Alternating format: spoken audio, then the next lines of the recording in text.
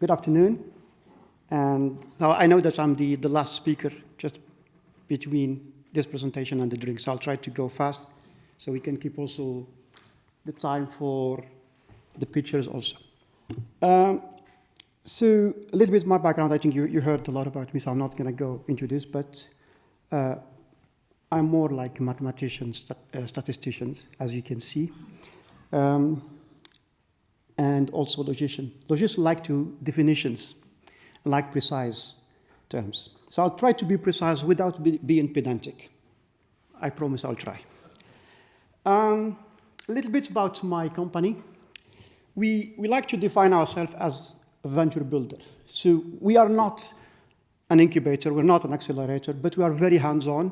We work with startups, we work a lot also with universities, and we put really our hands into the work. And for example, currently I'm working with a biotech, bioinformatics company. So we invest, but also I'm acting as a chief data scientist. We take stake, we take pride in what we are doing. We're not just advisors or consultants. Advisors are generally not good payers. So I don't want to go into doing too much marketing, so I think I will talk more about the philosophy behind what we are doing. And from my pitch, you will see the values and the philosophy of what we are trying. So I will be talking about 3 or 4 aspects. The first one I would like to define, or at least give my definition of entrepreneurship, starting from this. Link this to the value of ideas, why ideas are important or not. Then I would like to talk about how do we develop concepts. Is there a difference between ideas and concept? In other words, what is the concept of concept?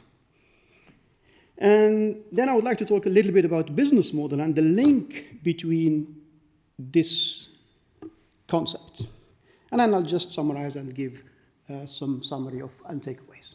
Now, what I'm saying here is something that we draw from experience by working with startups, being hands-on, but also within the corporates, and mainly on the work on innovation. So I'll be talking about 3 aspects: mindset, skill set, and tool set.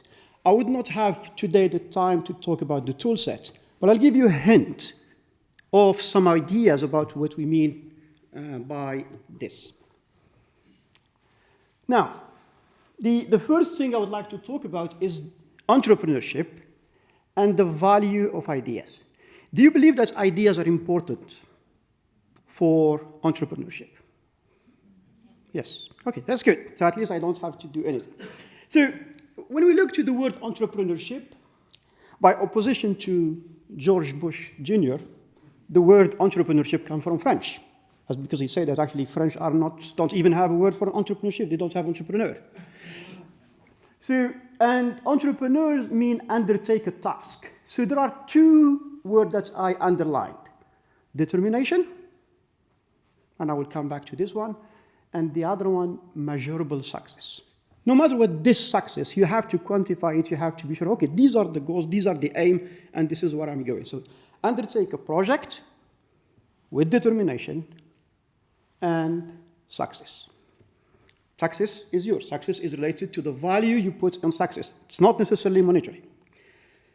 There are at least 2 types of entrepreneurship. There is what we call the soul entrepreneurship, and there is the one that we call IDE, i.e. innovation-driven entrepreneur. I'm not diminishing the first one, but because it has a lot of impact on the economy, but the one I'm going to be talking about is IDE, i.e. innovation-driven entrepreneurship. There was a reason, because this is something I know better, and I think the others have done this. So, and the first definition I would like to give is that entrepreneurship is a creative act. Why is it a creative act? Because we are creating something from almost nothing. That's the first thing. And if it's this, it means that there was risk, there was uncertainty. And that's the first. It is, and in that sense, for me, entrepreneurship and innovation are almost similar, if not equivalent. And I think we cannot differentiate it, at least within the context I give it. And also, now from an economic point of view, what we have observed is that IDE, or this innovation-driven entrepreneurship or enterprise, they tend to grow more rapidly than just startup that imitates others. And there are reasons behind that, which I will explain. So the next question is, what is the value of an idea and innovation? I think we've heard a lot, and we hear this a lot, that good ideas are worth a dime or a dime a dozen. I'm sure you've heard this. And what I would say is that actually bad ones are for free. This, unfortunately, has been echoed too much by the venture capital industry. I think I'm going to make some enemies here, but that's not a problem. They always tune this by tuning, oh, we're going to put team A is better than having a product A, so let's put an A team, even if we have an a B idea. And this is the way how they work. In the end, you always end up as just a row in your their Excel sheet. They manage you as a number. And what they are looking for here is to say, okay, well, let's change the team. And when we change the team, it's going to work. Is that really true?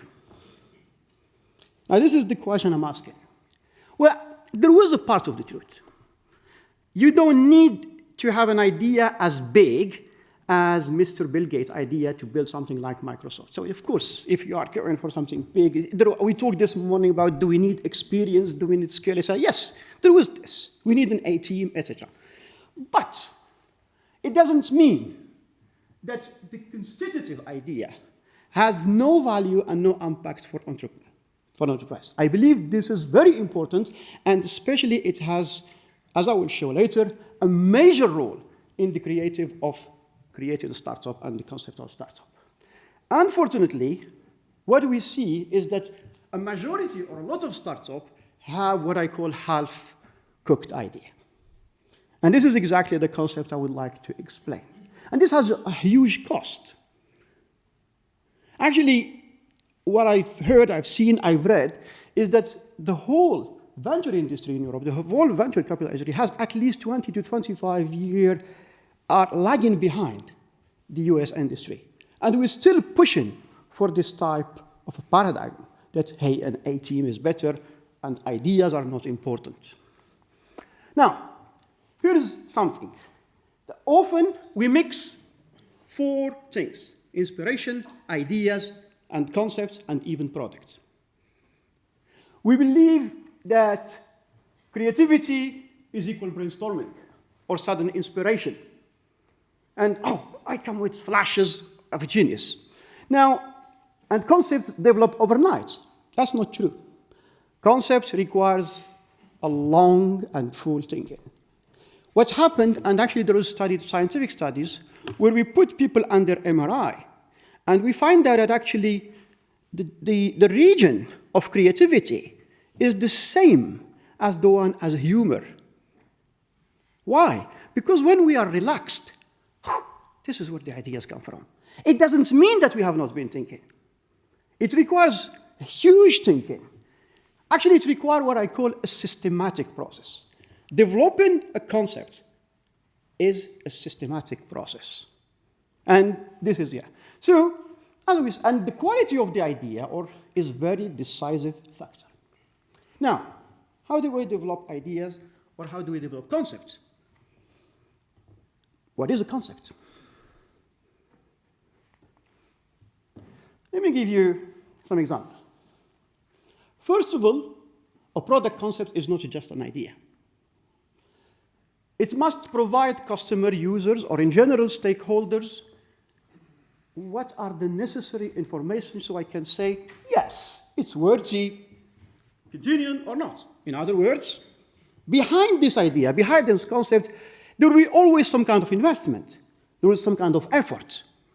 There was an action, there was a decision. And I would like to know, and you give me enough information so I can move on now to the next step. So it is more just an idea. At least more than just a vague idea. Here's an example. If you ask a taxi driver, would he or she like a vehicle with 10 cents per mile operating cost? Of course, yeah, of course, I want it. Who doesn't want? It saves cost, it's great, etc. It saves energy. All these are great. Is this a concept? No. That's an idea, at best. Maybe not if you inform the person that it will be using a Caterpillar tractor technology instead of wheels. Or it will be using other things. So, from this, we derive that actually a concept needs some kind of much more, some materialization, some visualization. So what's gonna go and change? What I'm gonna gain from this? At least. So that's one thing. Now, I'm gonna go a little bit more technical, but you will follow. I'll promise that you will see what I mean by concept. So, when we want to develop a product or service, actually there are 3 dimensions. The first dimension is what we call a need. Why?